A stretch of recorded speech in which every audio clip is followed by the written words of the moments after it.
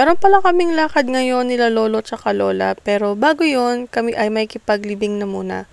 Dito pala siya nilibing sa Mount Zion or Mount Zion yung pronunciation.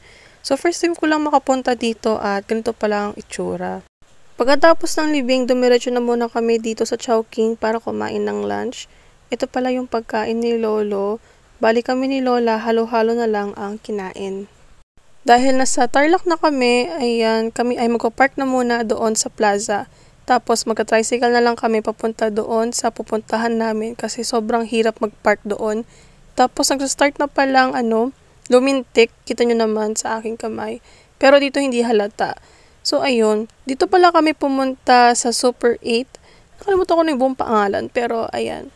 Kaya pala kami pumunta dito para bumili ng pangregalo sa kasal. So, ang hirap palang mamili dito, lalo na ang dami magagandang bilhin.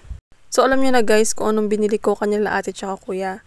So, ayun, kaya pala kami dito bumili dahil mura na nga, tsaka feeling ko maganda naman din ang quality. So, ayan, ito ang aking binili para sa kanila at sa akin naman tong kating ko, tsaka journal.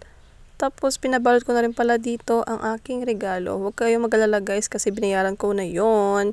Tapos, sumakay na pala kami dito sa tricycle dahil kami ay uuwi na.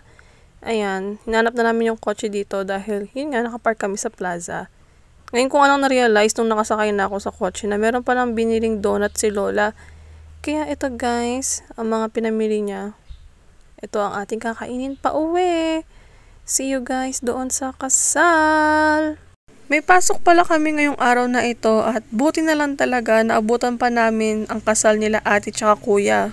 Kami lang pala ni ma'am yung bisor ko yung nakapag-attend ng kasal nila ate tsaka ni kuya dahil hindi available yung mga katrabaho namin. Tapos ayun guys, mga bandang gitna na, hindi ako sure kung banda dito guys ay umuwi na si ma'am dahil kailangan niya kasing umuwi sa kanila. Medyo malayo-layo rin kasi guys yung bahay nila ma'am. Share ko lang sa inyo guys na ang team ng kasal nila ate ay pink and gray. Pero kung napapansin nyo, puro pink yung mga nagsuot. Well, okay lang naman kasi pasok naman sa team yun nila ate tsaka ni kuya. Medyo patapos na rin sila dito kasi ayan o, kiss the bride na o, diba? Tapos syempre, pictorial na nila ate tsaka ni kuya. Sobrang blooming nilang tignan. Ang ganda o, tsaka gwapo. Habang nagpipictorial dito sila ate tsaka kuya, naisip ko na talaga na hindi na ako mag-attend sa reception kasi wala akong kasama. Alam ko na ang pangit ng reason na yun. Kaya ilang beses ako nag-sorry kay ate. Which is, alam ko na hinihintay niya ako doon sa reception. Pero, ayun, nabigo ko siya. So, dito ko na lang guys i-end ang ating vlog. Thank you guys for watching and see you soon on my next vlog. And congratulations ulit ate and kuya.